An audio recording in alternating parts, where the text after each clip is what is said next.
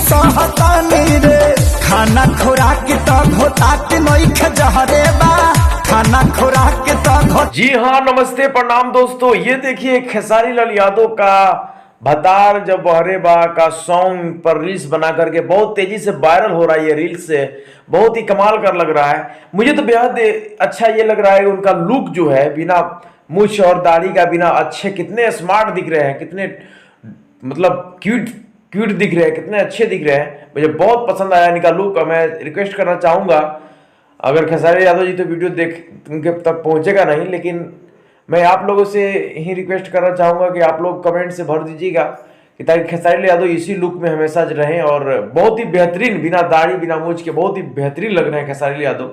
और इनका रील्स जो बना करके सेंड किए हैं वो भी कमाल का लग रहा है, जो कि एक अलग तरीके से लग रहा है रील्स। मुझे बहुत अच्छा लगा। आपको कैसा लगा कमेंट पे जरूर लिखकर बताइएगा।